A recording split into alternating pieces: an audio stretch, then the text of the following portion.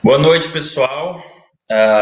Primeiramente, queria agradecer o convite de vocês para estar participando, devidamente uniformizado, de volta a casa. É muito bom, né? Muito confortável, muito legal matar a saudade mesmo que de longe. Bom, e principalmente para falar de um tema de extrema importância para vocês, né? Eu sei que é uma jornada acadêmica, mas eu costumo considerar o pessoal da graduação já como profissionais. Nós temos que estar ligados aí ao que está acontecendo para a gente já começar a trabalhar, né, tudo isso desde a graduação. Então, vou considerar vocês como profissionais. A gente vai falar aqui de farmacêutico clínico. Eu acho que já passaram profissionais incríveis aí na jornada de vocês. Eu costumo considerar o farmacêutico clínico não aquele cara que tem o título após graduação, mas aquele profissional que atua cuidando dos pacientes de fato. Então, eu vou estar falando de farmacêutico clínico, mas entendam que todos vocês aí já podem começar a atuar aí ajudando a população, ajudando a equipe de saúde. Separei esse tema porque é um tema que eu venho falando bastante, né, em alguns congressos e algumas palestras, é, e tentando trazer uma visão do que espera, né, do que pode acontecer e como a gente pode ajudar logo após esse momento que a gente está passando. Espero que seja logo. E, de certa forma, a gente focou tanto, né, em pandemia, em Covid, que eu já estou tentando adiantar um passo aí para todos os profissionais e a gente se antecipar e realmente ajudar aí quem a gente tem que ajudar e realmente promover resultados positivos aí para os nossos pacientes. Eu vou focar aqui, de certa forma, nas doenças crônicas não transmissíveis. Então, eu estou falando aqui de doenças cardiovasculares, né, dos diversos tipos de cânceres, doenças crônicas não transmissíveis do trato respiratório, diabetes. E esse grupinho de doenças aqui, eles são responsáveis por 35 milhões de mortes por ano, tá? Então, eu gosto de trazer sempre números para a gente ter a noção do tamanho do problema que a gente tem. E o que muito me incomoda, eu não sei se vocês já chegaram a analisar, a pensar a respeito disso, o que muito me incomoda é que esse cenário das doenças crônicas em si, né, ele é um cenário evitável. Então, onde será que a gente está errando, né? O que será que a população está fazendo? O que será que os profissionais de saúde estão deixando de fazer aí, né, para contribuir com isso e evitar que esse cenário continue acontecendo, né? Para a gente falar de farmácia clínica, eu imagino que vocês tenham escutado bastante sobre isso aí. Eu resumo farmácia clínica em três palavrinhas, né? Uso racional de medicamentos, promoção de saúde e bem-estar. Estou com uma segunda tela aqui para facilitar para mim. A prevenção de doenças e o cuidado ao paciente, certo? Então, a gente faz tudo isso por meio do cuidado farmacêutico. Então, como eu falei, eu, Cauê, considero farmacêutico clínico, o cara que realmente está ali na lida, o cara que realmente cuida dos seus pacientes. E para a gente desenhar o cenário, para eu ilustrar o cenário para vocês, eu gosto muito de usar os dados que, inclusive, são aí de Campo Grande, do meu mestrado, só para vocês terem uma noção de como o paciente está ali dentro do serviço de saúde, né? O nosso paciente, ele tem aquele problema antigo que a gente sempre comenta, da legibilidade das prescrições. Então, os nossos pacientes aí em Campo Grande, eu espero de verdade que isso tenha melhorado, mas sendo realista, eu acho que não. Os nossos pacientes ali, eles têm problemas na legibilidade da prescrição, isso é um ponto que a gente comenta com muita frequência. O nosso paciente, isso foi uma coisa que eu consegui evidenciar ali na pesquisa, ele se engana ao pensar que ele entende da condição de saúde dele, que ele entende do tratamento dele, que ele sabe como tomar os medicamentos dele da forma correta. Além de tudo isso, para piorar um pouquinho, o nosso paciente ali, cerca de 20% deles, eles saem do serviço de saúde, aqui especificamente unidade básica de saúde, mas a gente sabe que isso se estende para os outros serviços, cerca de 20% deles saem sem informação nenhuma ali, recebem o atendimento, recebem o medicamento e zero de informação para usar os medicamentos de forma correta. E os pacientes que recebem informações, metade deles lembra só dos médicos. Então, eu não estou aqui para mentir para vocês, a gente precisa ter noção de que está faltando um pouquinho de nós como profissionais, e eu já incluo vocês, como eu falei, então a gente precisa atuar mais. E, além disso, um outro problema que a gente já conhece é a polimedicação, né? Os nossos pacientes ali, cada vez mais, né, eles têm mais doenças, utilizam mais medicamentos, sem falar na automedicação, que é o que a gente mais tem visto aqui durante a pandemia. Então, basicamente, o cenário, né, caótico que a gente tem é esse. Então, para a gente pensar um pouquinho mais, de forma mais ampla, né, tudo isso que eu falei, esse cenário que a gente tem, né, ele tem algumas consequências que muitas vezes a gente nem para pensar. Então, se o meu paciente não entende sobre a condição de saúde dele, não utiliza os medicamentos dele da forma correta, ele não vai ter efetividade na terapia dele, ele vai ter problemas clínicos e financeiros, né, que vão cada vez ser mais complexos, ele vai retornar ao sistema de saúde, ele vai ficar mais tempo internado, né, em alguns casos, a gente vai ter diminuição da rotatividade dos leitos e a gente tem a superlotação dos hospitais. Obviamente que agora na pandemia a gente tem um contexto, né, todo com relação à Covid e tudo mais, mas se a gente pensar nessa cascata que acontece, né, às vezes por falta de um cuidado lá na raiz do problema, a gente consegue enxergar o farmacêutico como um grande profissional para atuar e para ajudar em todas essas condições, né, independente de estarmos aí em cenário pandêmico ou não. Então, é algo que eu já quero que vocês pensem na nossa importância dentro dessa cascata aí de acontecimentos. O que nós temos de serviços farmacêuticos, como eu falei, a forma como a gente contribui é por meio do cuidado farmacêutico, então nós temos diversos serviços que a gente pode contribuir, e eu sempre comento que nós, como farmacêuticos, às vezes queremos fazer o mais complexo possível, sabe? Eu sou o cara que defende a bandeira do simples, do arroz com feijão. A gente quer muitas vezes ter aquele consultório para fazer uma gestão da condição em saúde, por exemplo, e a gente não faz nenhuma educação em saúde, né? E a educação em saúde, ela é papel de qualquer profissional, e eu tenho visto agora na pandemia que ela tem sido um dos serviços assim mais importantes para a população, para os profissionais, né, para o restante da equipe de saúde no geral. A gente vai falar um pouquinho mais sobre os serviços farmacêuticos lá na frente, beleza? Então, a grande questão aqui, né, dessa apresentação que eu resolvi trazer para vocês é a gente tentar enxergar o que mudou ali, né, na vida, na rotina dos nossos pacientes antes da pandemia, como está sendo agora, e o que está por vir, né, pessoal? A gente precisa pensar nisso, a gente precisa se antecipar aos fatos, a gente sabe que não vai ser fácil. Eu já venho alertando os colegas há algum tempo de que, para mim, o grande desafio vai ser o pós-pandemia, porque, de fato, os pacientes deixaram de ir, né, até o serviço de saúde, estão indo com muito menos frequência. Hoje eu trabalho em 2 projetos aqui, atendendo pacientes com Parkinson e num ambulatório de psoríase, então fica naquele abre e fecha, os pacientes com medo de ir, às vezes, né, se a gente for pesar a necessidade e o benefício ali do paciente ir presencialmente até um atendimento, até os outros profissionais estão deixando de lado esses atendimentos presenciais. Então, basicamente, o que a gente vai fazer é um joguinho para pensar, caramba, como que era antes da pandemia, como será que está agora e como será que vai ficar depois de tudo isso, né? Então, eu foquei aí principalmente nas doenças crônicas não transmissíveis, que eu acho que é a forma mais fácil da gente entender.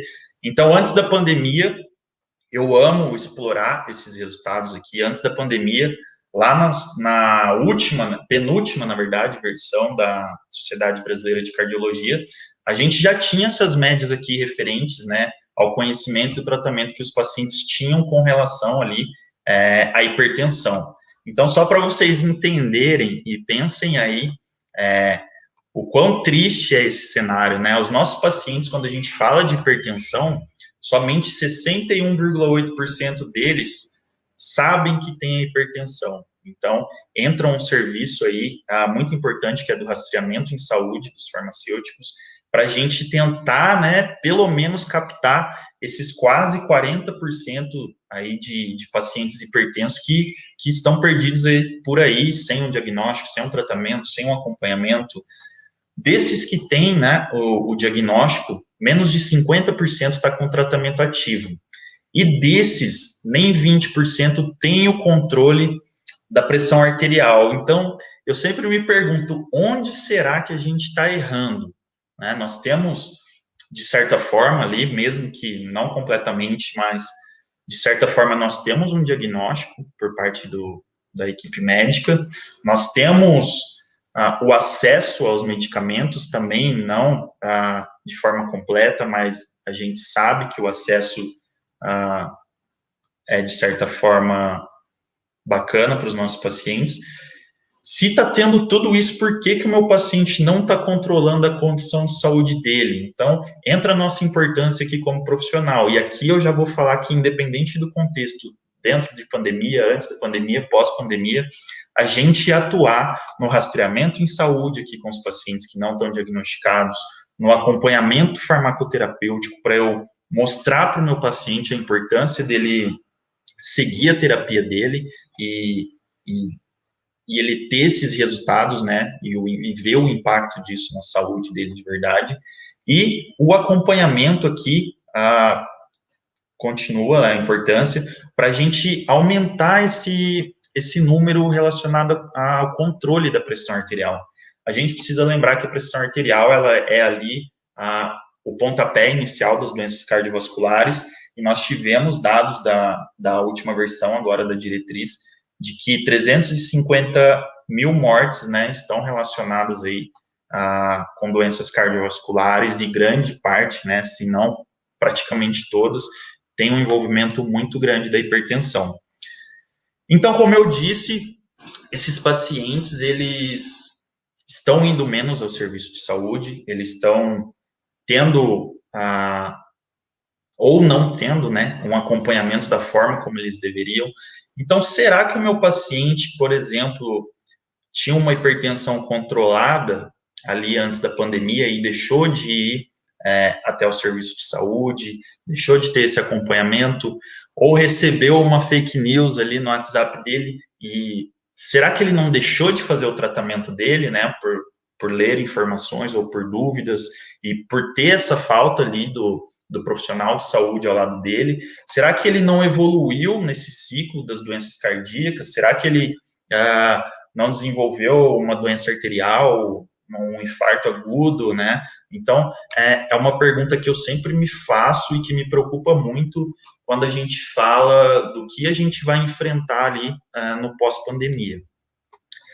Dados de diabetes, nós aqui no Brasil, nós somos o quarto do ranking, tá, em diabéticos. Sempre falo que eu acho que essa estimativa aqui, ela já está furada, a previsão para 2040 é de 23,3 milhões, então esses são dados, como eu falei, do pré-pandemia. A gente sabe aí que durante a pandemia os hábitos relacionados à saúde ficaram muito mais difíceis, pessoas desenvolveram transtornos, né, abuso de álcool, a questão de alimentação ficou piorada, além da questão desses pacientes não terem ali o profissional de saúde acompanhando de perto como deveria. Então, eu acho que o pepino já está bem maior aí para a gente, tá?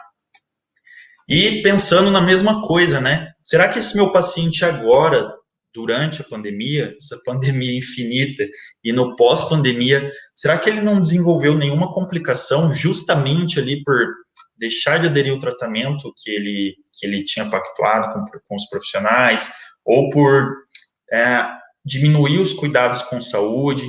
Então, será que ele não desenvolveu uma nefropatia, né, uma neuropatia? A gente não sabe. Então, para mim, é uma pergunta também que me intriga muito. Eu quero ao mesmo tempo que eu tenho medo, eu tenho muita vontade de chegar nesse pós-pandemia para eu realmente saber como estão os pacientes, porque eu acredito que esteja de verdade um desastre, e eu espero que vocês estejam vendo isso também, por esses dados. Então, é um pensamento, de certa forma, simples, mas que quando a gente expõe desse jeito, fica mais claro para a gente, né?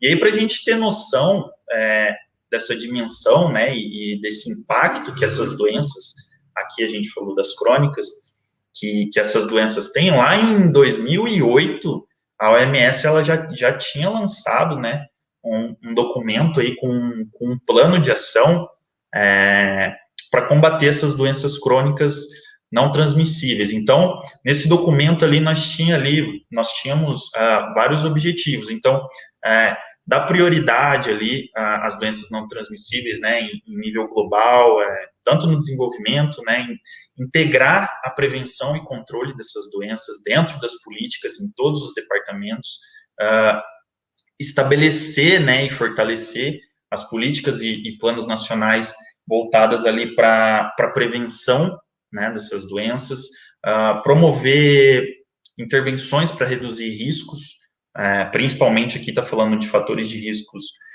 modificáveis, que entra aí, né, tabagismo, as dietas não saudáveis, o sedentarismo, o uso nocivo do álcool, que como eu acabei de comentar, a gente sabe que isso aí está piorado, né, durante esse contexto de pandemia que a gente tem. Aqui nos objetivos 4 e 5, né, promoção de pesquisas e parcerias, tá, para controle dessas doenças, é algo que a gente não ia falar, mas é que a gente vê que de certa forma é muito deixado de lado, essa parceria de pesquisa e usar essas pesquisas, né, para realmente colocar tudo em prática e realmente melhorar o serviço. Aqui no Brasil é algo que tem ficado um pouquinho de lado, e também o monitoramento ali da evolução dessas doenças, né, como eu falei, a gente tem alguns dados, mas para mim, pelo que eu vejo na prática, já são dados de certa forma defasados, o problema é muito maior do que se estima, e agora com esse contexto da pandemia, acredito que esteja bem pior. Então, eu comentei aí sobre os fatores de risco, né, já falei sobre alguns deles. Então, o que a gente precisa se atentar, né, como pessoa, como paciente e como profissional, são principalmente esses fatores de riscos modificáveis, né, e para mim o grande papel do farmacêutico clínico, como eu falei, eu considero o clínico o cara que está ali frente ao paciente, eu acredito que é o ponto-chave ali para um bom farmacêutico clínico, é saber identificar e saber manejar, né, saber ajudar o paciente dentro desse contexto das doenças crônicas não transmissíveis, né, atuando aí na modificação desses fatores de riscos modificáveis. Então, de certa forma, esses fatores eles são comuns a várias doenças. Então, se a gente falar de tabagismo, dieta não saudável, o sedentarismo, tudo isso vai ter impacto em doenças crônicas, e eu acho que se a gente fizer um pouquinho, né, ali, com relação à mudança desses fatores de riscos, a gente já contribui bastante, né? Então, como eu falei, eu acredito que o farmacêutico seja ali um grande profissional para contribuir com isso, né, juntamente com o restante da equipe de saúde. Mais alguns dados, né, vamos falar aqui da nossa realidade brasileira no pós-pandemia. Quando a gente fala de transtornos mentais, nós temos dados aí de que 75% dos pacientes, eles não têm recebido tratamento, né, e esse problema também se estende a países de alta renda ali, um pouco menor, mas ainda se tem. A gente tem um tabu muito grande ainda, na realidade, contra essas doenças, né, quando a gente fala de transtornos mentais, então é algo que a gente tem que se atentar. Eu acho também que o farmacêutico é um profissional essencial ali para estar atuando, né, nesse contexto aí de estar fazendo um rastreamento, de estar encaminhando os pacientes para o profissional devido, de estar ajudando a equipe de saúde. Então, é mais um alerta que eu acho que a gente tem que ligar e começar ali a atuar, né? Então, nesse pós-pandemia, como eu já falei, nós já temos esses dados de que 44,3% da população tem ali abusado das bebidas alcoólicas durante o período pandêmico, né? Então, a gente já pode esperar aí alguma coisa, algum impacto nas doenças cardiovasculares e nas demais doenças crônicas não transmissíveis. Quando a gente fala, né, ainda desses transtornos mentais, esses trabalhadores de serviços essenciais, né, 47,3% deles desenvolveram ali sintomas de ansiedade e depressão. Eu acho que estou falando aqui, estou chovendo no molhado, mas a gente precisa falar sobre isso, da questão da saúde mental dos profissionais de saúde e dos demais profissionais que estão dando um duro danado aí durante a pandemia.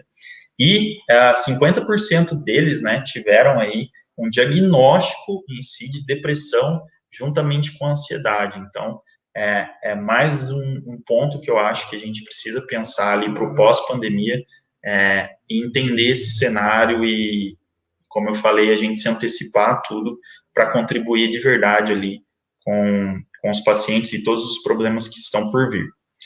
Voltando nos serviços farmacêuticos, que eu acho que eu tenho que falar para vocês, que ilustra muito bem, né, como a gente pode ajudar a população. A educação em saúde, como eu falei, ela é papel de todo profissional de saúde, então ela visa ali dar para o nosso paciente um empoderamento da questão, falando da saúde dele, né, então ele se tornar um autogestor da condição de saúde dele, ali com base em informações que nós, profissionais ali, damos para eles. Então, trouxe exemplos de print ali da minha página, lá no final eu vou falar, mas uma coisa que eu escuto muito hoje dos profissionais mas como que eu vou fazer educação em saúde se o meu paciente está indo menos ao serviço? Gente, não tem mais desculpa. Hoje o paciente acessa a rede social, né, a gente vê o tanto de informação ali que corre no WhatsApp, então, por que a gente não fazer também, né, um pouco disso por meio dessas redes? Por que eu não usar o meu Instagram para fazer educação em saúde com meus pacientes, para levar informação de qualidade? Eu fiz uma série de posts com relação à pandemia e à Covid-19, então eu acho que, gente, menos desculpas, eu acho que a gente precisa fazer mais. A gente, muitas vezes, quando a gente vai falar, principalmente de farmácia clínica, a gente fica sempre falando no que a gente pode fazer, no que a gente pode fazer, no que a legislação nos permite, e a gente fala pouco do que a gente realmente faz. Então, eu sempre tento quebrar isso, a gente não tem mais desculpas, não é algo que, como a gente falava, mas é algo novo, a gente está aprendendo. Pessoal, isso está rolando lá desde 2013, já deu tempo. Eu acredito que vocês aí que estão na graduação já estão vendo isso freneticamente ali durante a graduação. Eu tive que aprender fazendo, me lascando, né, errando muito para conseguir acertar depois. Então, eu acho que hoje as redes sociais, apesar de certa forma estragarem muita coisa, né, elas podem ser uma ferramenta assim de educação que a gente pode usar ali com muito êxito junto aos nossos pacientes. Então, trouxe alguns exemplos de posts e de materiais que eu disponibilizei na página, que geraram diversas dúvidas. Esse aqui está desatualizado, tá? Foi um dos últimos posts de uma série da Sociedade Brasileira de Cardiologia que eu fiz, falando sobre hipertensão. E aí, a questão que eu quero trazer para vocês é que essa prestação de informação, ela gera dúvidas. Então, a gente fala hoje, né, muitas pessoas ainda falam de consultório farmacêutico e tudo mais, e hoje eu brinco que o meu consultório é meu celular, é onde eu estiver. Então, ali, dentro da página, eu tenho farmacêuticos, vocês da graduação, eu tenho médicos, eu tenho nutricionistas, eu tenho profissionais de educação física, eu tenho enfermeiro, tem de tudo. E, além disso, os pacientes. Então, essa forma de levar informação, ela me gera muita dúvida nos pacientes e me traz ainda muitos pacientes. Eu tive um consultório por 4 anos e não é mais não é porque eu não estou mais lá dentro da farmácia, no meu consultório, que eu não acompanho os meus pacientes. Os mesmos pacientes que eu tinha ali de 2, 3 anos atrás, eles ainda são meus pacientes. Então, a gente precisa se atentar, né, às possibilidades que a gente tem de ajudar a população e realmente utilizar, né, parar de utilizar as redes sociais. Lógico que é legal usar para uma bobeira, para distração, mas se a gente for pensar na nossa atuação como profissionais de saúde ali, é uma baita ferramenta para a gente ajudar toda a população. Então, é basicamente esse tipo de mensagem que eu recebo. Eu tento ser o mais próximo possível ali do pessoal. É muito legal, porque eu aprendo pra caramba também. Então, principalmente durante a pandemia, eu tenho pelo menos ali 30 mensagens por dia com dúvidas com relação ao uso de medicamentos, kit, Covid e tudo mais, né, dos pacientes que têm dúvidas ali com relação ao tratamento que eles já estão fazendo ou com relação à condição de saúde deles. Então, como eu falei, não tem mais desculpa para a gente não contribuir, para a gente não ajudar, beleza? Seguindo, rastreamento em saúde. Como eu falei, eu dei o exemplo ali na hipertensão, né? Então, a gente tinha os dados ali de que quase 40% dos nossos pacientes que têm hipertensão, eles ainda não sabem. Então, mais do que papel dos farmacêuticos, a gente fazer esse rastreamento. Para ilustrar a facilidade disso para vocês, eu vou falar da realidade aí de Campo Grande, que eu conheço bem.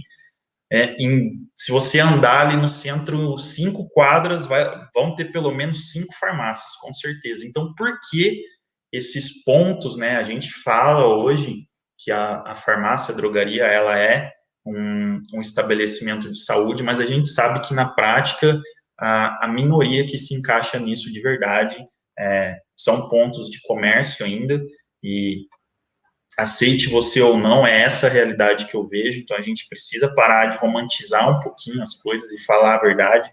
Então, por que não utilizar, né, esses pontos aí como pontos de cuidado e fazer o rastreamento em saúde com os nossos pacientes, trazer eles para perto da gente e realmente contribuir? E um dado legal nesse pós-pandemia, que eu acho que foi uma sacada, assim, que a gente aproveitou de certa forma, mas a gente poderia ter aproveitado bem mais, foi o boom dos testes laboratoriais remotos, né, que entram aí como teste para rastreamento. Então, nós tivemos um aumento de 300%, pessoal, 300%, é muita coisa, nesses testes, tá, para rastreamento. Então, obviamente que aqui, muito por conta dos testes da Covid, mas a gente já precisa saber a infinidade de testes que a gente tem, a infinidade de ferramentas que a gente tem para trabalhar nos nossos, independente do estabelecimento que você vá atuar, e a gente precisa manter essa onda. A população está entendendo cada vez mais que onde tem um farmacêutico pode ter saúde, que esse profissional pode contribuir para a saúde do paciente. Então, acredito que a maioria aí, seja da graduação, você já tem que sair com isso na cabeça. A gente está ali para promover saúde, para cuidar de pacientes. Você gostando ou não, uma hora você vai ter que sair ali da sua caverninha, onde você fica escondido, você vai ter que prestar, esclarecer alguma dúvida, prestar alguma informação e ser profissional de saúde de verdade. Para frente aqui, manejo de problemas de saúde autolimitados, né, é um serviço farmacêutico que nós temos e podemos fazer.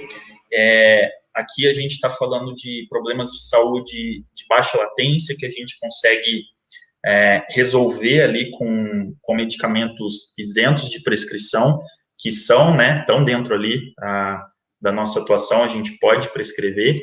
E uma coisa bem importante quando a gente fala de manejo de problema de saúde autolimitado são os sinais de alerta. Então, por muito tempo, a gente falou de problema de manejo de saúde autolimitado, assim, de forma, a gente trata a gripe, o resfriado, a dismenorreia, mas hoje é o que eu tento trazer para os profissionais e mostrar o tanto que é importante a gente saber identificar esses sinais de alertas. Imaginem quantos pacientes com sintomas da Covid não procuraram uma farmácia, uma drogaria, para que o farmacêutico ali ajudasse nisso. Então, um farmacêutico, para ajudar nisso, ele tem que estar preparado e ele precisa saber identificar sinais de alerta para não deixar de encaminhar esse paciente, caso haja necessidade, para o serviço de saúde mais complexo, para esse paciente ter o atendimento. Então, a importância está aqui. Eu espero que vocês entendam, espero que vocês se adiantem nessa questão, porque é algo que realmente eu falo há bastante tempo para os profissionais, e é outra coisa que na prática me entristece muito, porque a gente deixa de lado, né? E a gente poderia estar contribuindo, acho que muito mais, se a gente estivesse preparado. Dispensação, que é outro serviço que a gente fala tanto, e acredito que todos vocês aí, todos vocês já tenham ido até uma farmácia, e vocês sabem muito bem como que funciona a compra de um medicamento, né? A dispensação que a gente fala, que é aquela entrega do medicamento com a prestação de informação, também é algo que fica muito na teoria, então destaco a importância disso na pandemia agora. Por exemplo, a compra de medicamentos, né, a automedicação, a gente não pode privar o paciente da liberdade dele, né, a escolha ali, mas a gente tem, é papel nosso, a gente precisa alertar dos riscos, a forma como se deve usar e todos os cuidados que o paciente tem que ter ali no ato de dispensar, né. Eu falo que a consulta farmacêutica, ela é qualquer episódio de contato com o paciente. Então, numa dispensação, uma simples venda, uma simples entrega de caixinha, ela tem que vir junto ali com uma informação para o nosso paciente.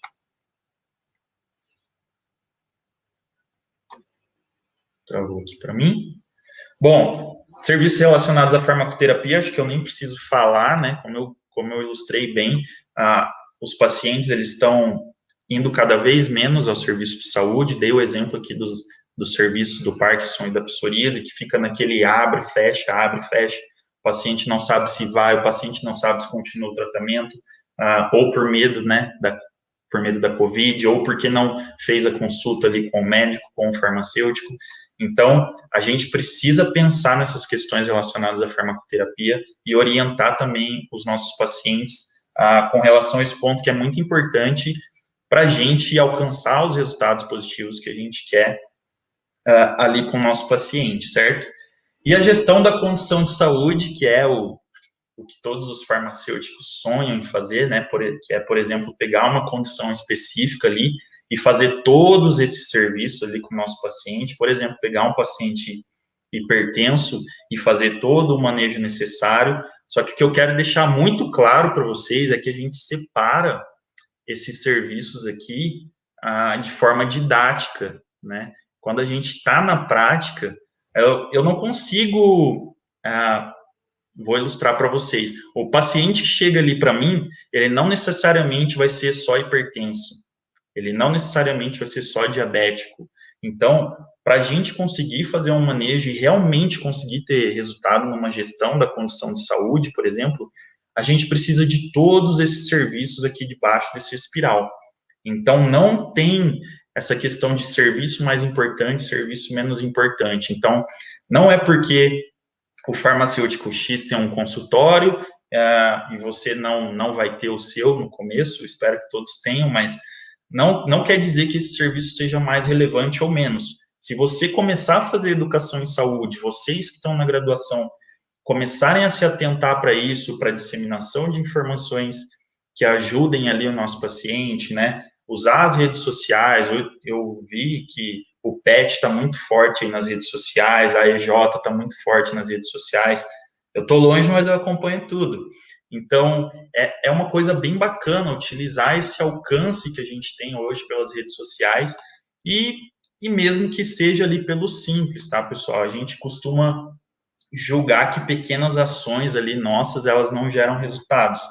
Eu acho que sou a prova viva de que o arroz com feijão funciona muito bem. Eu nunca fui o farmacêutico que quer fazer coisas muito complexas. Eu já tive diversos pacientes aí que eu consegui ajudar com intervenções simples. Então, quando a gente fala de farmácia clínica hoje, a gente às vezes até assusta os alunos, porque fala que é algo muito complexo. Obviamente, você precisa estudar um monte, você precisa querer fazer, né, porque isso tudo só acontece na prática se você meter o peito e for lá fazer mesmo. Hoje eu costumo dizer que tem muita gente que faz farmácia clínica na teoria, mas para se fazer isso na prática, você realmente tem que meter a cara, mas não tenham medo, comecem com o simples, com a educação em saúde, que isso já contribui para caramba aí em todo esse cenário que eu comentei para vocês. Então, é por isso que eu sempre deixo essa frase no final, que a farmácia clínica, ela não é um status, ela é ação. E agora, mais do que nunca, né, pessoal, é também criatividade. A gente está numa discussão aí, em diversos pontos, sobre o atendimento remoto. Então, vamos parar de pensar, caramba, vou esperar sair. A gente precisa contribuir. Hoje, como eu falei, o meu consultório é meu celular, onde eu tiver, eu respondo meus pacientes têm meu celular, têm acesso à página, então, se realmente você escolher isso aí, né, para o seu caminho, esteja disponível, tá? Não tem nada mais gratuito. Eu gosto muito de falar isso para vocês, porque a minha trajetória em si, né, que não é lá muito grande, eu me formei em 2013, então, ela foi sempre pautada na farmácia clínica e nessa atenção que eu dou para os pacientes, e acho que eu gosto de trazer para vocês verem que é de pouquinho que se caminha, de pouquinho que se cresce, que o resultado ele sempre vem. Esqueci de colocar a foto do meu consultório, onde eu comecei, mas lá na minha página, se vocês forem, vocês vão ver. Então, o meu começo foi assim, então é por isso que eu gosto de trazer essa experiência. Eu acho que a gente precisa se atentar, estar um passo à frente, como eu falei, agora no pós-pandemia, porque com certeza eu já venho vendo isso como o maior desafio para nós farmacêuticos, porque a gente já sabe qual vai ser a resolução para a pandemia, é hora que vacinar o pessoal, e aí a gente vai retornar conforme for possível a vida, né, ao normal ou novo normal, como todo mundo está chamando, mas os problemas antigos, né, as doenças que ficaram aí nos nossos pacientes, elas deixaram de ser cuidadas e papel nosso, responsabilidade nossa, contribuir com tudo isso. Falei um monte da minha página, talvez tenha gente que não conheça, então deixo o convite para vocês irem lá conhecer o Descomplicando a Farmácia Clínica. Hoje eu sempre tento responder todos, mas está bem complicado agora na pandemia. Eu, de certa forma, perdi um pouco o controle, porque eu sou editor, eu respondo as pessoas, eu posto, então tá bem difícil, mas eu tenho colocado ali pelo menos um post por dia, todo dia, para atualizar o pessoal com material bem legal, da forma como eu queria que eu tivesse quando eu estava começando. Então, é com muito carinho que eu faço esse trabalho para vocês, para os colegas, para os pacientes, disponível por lá. Peguei as meninas no susto hoje cedo, eu estava numa semana bem corrida e acabei não pensando nisso, mas eu vou disponibilizar para vocês uma vaga na turma 2 do meu curso de atualização das diretrizes brasileiras de hipertensão arterial. Foi um curso que eu lancei, estou na segunda turma, lancei acho que mês passado, a turma 1 já está em andamento, então temos aí 60 profissionais. Quem ganhar essa vaga vai estar no meio de uma galera punk que é alucinada por farmácia clínica, então na turma 1 está sendo bem legal, porque a gente realmente tem uma discussão, a gente realmente está criando ali conhecimento junto, que era tudo que eu queria para esse curso e está funcionando muito bem. Então, eu acho que essa uma horinha, assim, acho que foi pouco que eu poderia contribuir para vocês, então, as meninas da organização que se virem aí para sortear para vocês, então, quem for o sorteado aí, pode entrar em contato lá no direct comigo, lá na página mesmo, que eu envio o formulário de inscrição e sua vaga está garantida sem custo, beleza? Pessoal, acho que era isso que eu tinha para trazer para vocês. Por mim, eu ficava aqui até meia-noite, sei lá, até amanhã. Eu amo falar disso, eu acho que dá para perceber. Deixo para vocês o contato, tá? Todos os meus contatos. Eu acho que não termina aqui nosso papo, né? Caso vocês precisem de alguma coisa, eu estou sempre à disposição. E era isso. Muito obrigada, Cauê. A gente tem muitas perguntas para fazer aqui para você. Você prefere que a gente faça as perguntas primeiro ou a gente faça o sorteio já? Vocês que mandam. Tô com vocês. Vamos fazer o sorteio, então? Pode ser, Duda? Então tá. Lembrando que para ganhar tem que estar presente aqui na live, hein? E não pode fazer só pelo certificado, tá? É uma exigência do curso também.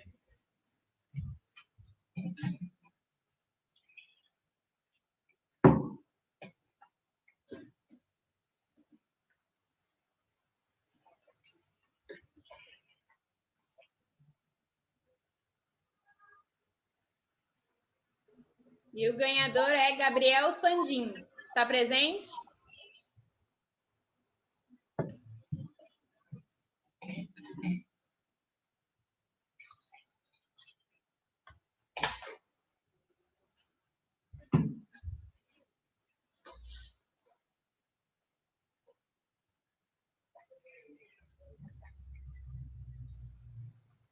Aí, temos o ganhador.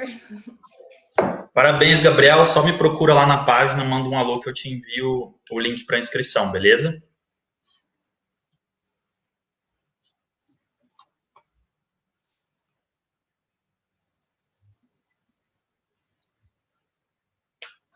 E de primeira pergunta, nós temos a da Ellen.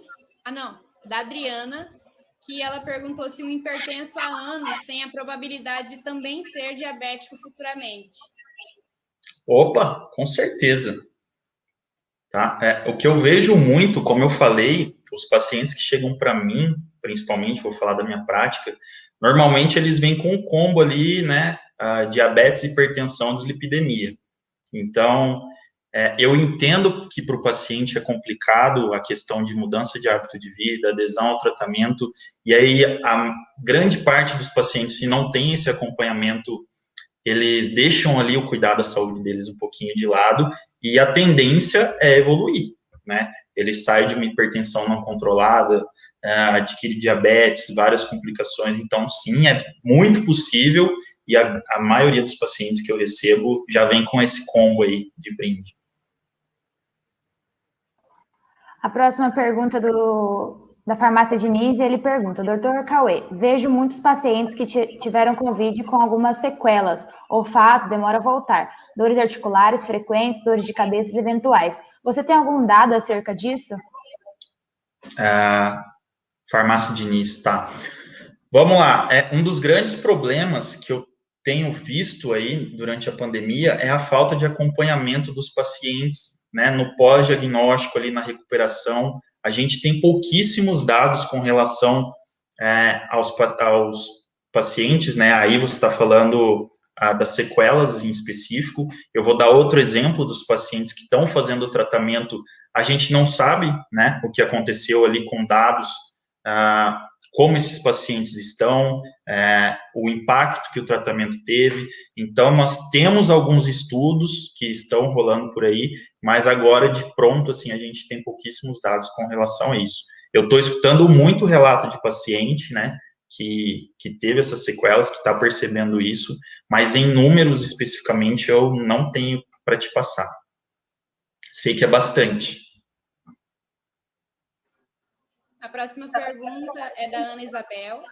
E, na sua concepção, a academia se afastou muito da saúde pública, mesmo que seja um braço de extrema importância? E como você acha que essa relação universidade-assistência de saúde pode ser estreitada? É difícil eu falar da realidade hoje, né? Eu vejo que hoje, na verdade, a academia está muito, se for comparar com ali 2009, 2013 que eu fiz, hoje essa realidade está muito melhor. Eu vejo as parcerias que as universidades têm, né, com os serviços, e essa questão de vocês fazerem esse link dos profissionais que estão na prática e trazerem eles para a universidade, eu acho que hoje está muito melhor. Para mim, na minha opinião, ainda falta bastante. Eu sempre fui, lá na graduação, um aluno que gostava muito de estar na prática, então eu não sei nem como hoje eu estou num doutorado, porque eu gostava bastante de estar ali na prática, fazendo estágios fora da faculdade, para eu realmente fazer esse link e tentar entender, né, como a academia, por exemplo, como o meu projeto de mestrado ali poderia contribuir, né, para a saúde pública em si, e eu acho que um grande caminho está nisso, nas pesquisas, nas parcerias de estágios, e acho que hoje, posso estar bem enganado, mas eu acho que hoje a realidade está muito melhor, e eu espero que isso melhore cada vez mais. A próxima pergunta é da Adriana, e ela pergunta: por que no caso dos pacientes com comorbidades não foi dada preferência de vacinação para o coronavírus, sendo que na maioria são pacientes com mais idade, mas tem muitos pacientes em tratamento?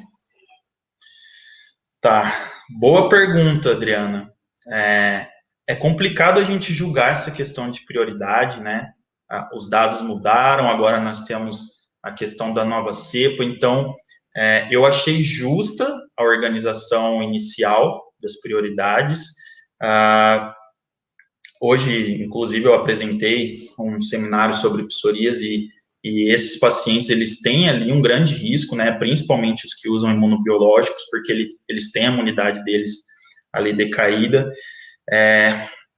Não participei dessa questão, né, do julgamento ali de prioridades, eu acho que foi justa, né, começando aí pelos idosos, que inicialmente apresentaram um maior risco, mas eu acho que está bem encaminhada essa questão, não, acho que não caberia uma discussão a respeito disso, com certeza isso foi levado em consideração, a gente sabe que os idosos, eles estão mais propensos a essas doenças crônicas não transmissíveis, então, de certa forma, uma coisa está bem ligada à outra. A próxima pergunta é da Letícia. Com esse cenário de aumento no diagnóstico de depressão e ansiedade nesse período, ao final da pandemia, qual o papel do farmacêutico pensando no cuidado com a saúde mental? Bom, vamos lá. Muitas vezes o paciente procura a gente, né? Vou falar de quando eu trabalhava lá no interior, que isso era muito comum. O paciente me procurava na farmácia, às vezes, relatando um problema de saúde, mas, né, a gente percebia que lá no fundo, e nós, né, não estou falando numa simples conversa, numa simples consulta, a gente tem ferramentas para rastreamento dessas doenças aí, então, com uma conversa mais próxima ali com o paciente, a gente conseguia, né, rastrear essas doenças. Então, o papel do farmacêutico em si nisso é receber o paciente, acolher ele, fazer o atendimento, fazer esse rastreamento com as ferramentas que a gente tem disponível, encaminhar esse paciente para um profissional especialista, tá? A gente precisa entender que a gente trabalha em conjunto com uma equipe, independente de você estar numa farmácia, numa drogaria, onde só está você, mas isso não te impede de trabalhar com os profissionais que estão fora do estabelecimento.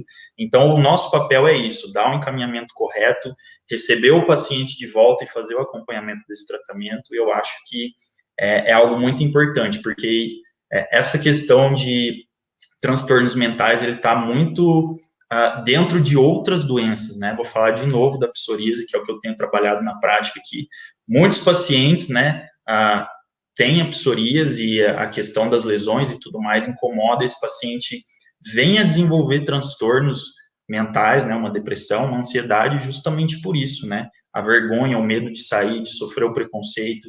Então, é algo bem complicado que, como eu falei de outras coisas, são separadas, assim, na teoria, quando a gente fala, para falar de forma didática, mas que quando a gente vai trabalhar na prática, isso está tudo muito junto. A próxima pergunta é da Ana Isabel, e ela pergunta: a educação em saúde é muito negligenciada, na sua opinião, especialmente pela parte do farmacêutico? E quais são os impactos que a educação em saúde poderia trazer ao sistema todo a longo prazo?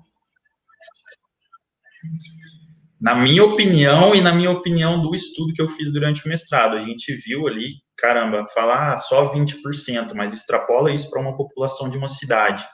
20% dos pacientes que estão ali indo até o atendimento de saúde, eles estão tendo o atendimento e não estão recebendo informação nenhuma. Então, não adianta eu dar o atendimento para o meu paciente, jogar 10 medicamentos na mão dele e não mostrar para ele como se faz o uso. A gente nunca vai alcançar o resultado que a gente quer se a gente não começar ali com a prestação de informações. Então, o que me deixa mais triste ainda é que quando a gente pergunta para os pacientes quem é o profissional que mais presta informação para eles, ainda é o médico. Mesmo a gente, como farmacêutico, falando, putz, o médico só senta ali, prescreve, faz tudo igual, mas ele ainda está fazendo mais do que a gente. A Maria Gabriele perguntou como contribuir com pacientes que não aceitam o diagnóstico ou não aderem à terapia medicamentosa, principalmente em situações de depressão, ansiedade e bipolaridade. É bem complicado isso aí, na verdade, né? Ali entra a questão da gente prestar informações para os pacientes, para eles entenderem a importância disso. A gente tem, antes de qualquer opção, né, de tratamento medicamentoso, as medidas não farmacológicas também, que é um ponto extremamente importante quando a gente trabalha ali junto ao paciente. Eu sou um cara que ama medidas não farmacológicas, eu vejo muitos resultados. Os pacientes muitas vezes ficam muito bravos comigo, falam como que um farmacêutico não gosta de medicamentos, né? Então, existem saídas, existem ferramentas, existem formas da gente mostrar a importância para esse paciente, dele aderir a uma terapia, considerando aí farmacológica ou não, e aí vai muito da relação que você cria ali com o seu paciente, né? Da proximidade que você cria com ele, da confiança que você constrói junto com ele. Então, eu acho que, na verdade, o caminho é você estar muito próximo do seu paciente, atender ali ele de forma humanizada, entender os problemas dele e tentar individualizar essa conduta o máximo possível para todo paciente que chega para você. A próxima pergunta é do Felipe, e ele pergunta, na sua opinião, qual vai ser o reflexo no futuro próximo frente à administração dos medicamentos dito contra o Covid-19, como, por exemplo, hidroxicloroquina e ivermectina?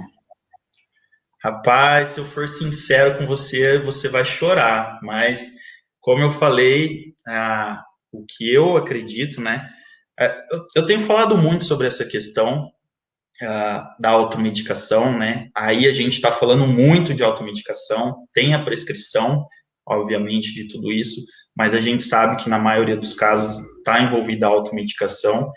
É muito injusto a gente comparar a questão de segurança e efetividade. Por exemplo, vou dar o exemplo da ivermectina, né, da forma como ela é utilizada para o fim que ela realmente deve ter, com o que está sendo usado agora. Então, cara, para te falar a verdade, para mim é uma interrogação. Isso aí, eu acredito que isso está muito dentro do desafio que a gente vai ter no pós-pandemia, ao mesmo tempo que me preocupa, me assusta também, porque eu acho que as consequências, elas uma hora chegam, né? O que eu mais escuto dos pacientes, mas eu sempre tomei, não deu nada, mas, pô, a gente está num cenário diferente, condições diferentes, os pacientes cada vez tomando mais medicamentos, então é impossível a gente mensurar, mas eu já acredito que isso aí seja, cara, um problema gigantesco que vai sobrar ainda para a gente. Então, como eu falo para os profissionais, não vai ser a vacina que vai resolver, isso aí vai se prolongar por bastante tempo, porque a gente vai ter que trabalhar com essas consequências todas. A próxima pergunta é da Amanda Rando. Cauê, tem alguma dica quanto à melhoria da adesão do paciente às intervenções feitas pelo farmacêutico clínico? Imagino que a não adesão do paciente possa ser um obstáculo para a realização da clínica. Como eu falei, a adesão do paciente, ela é a maior barreira hoje, né? E eu sempre falo que a dica para nós farmacêuticos é se aproveitar do poderzinho que a gente tem ali junto com o paciente se abre muito mais para um farmacêutico do que para um médico, por exemplo. Hoje, né, trabalhando com outros profissionais de saúde, às vezes o paciente, vou dar o exemplo do Parkinson, o paciente saía da neuro e ia lá na consulta comigo e eu identificava um problema, já voltava para a neuro e ela falava, caramba, mas ele não me falou isso na consulta. Então, eu acho que a gente tem essa maior proximidade, eu não, até hoje não sei explicar o porquê, e a gente tem que se aproveitar disso, né?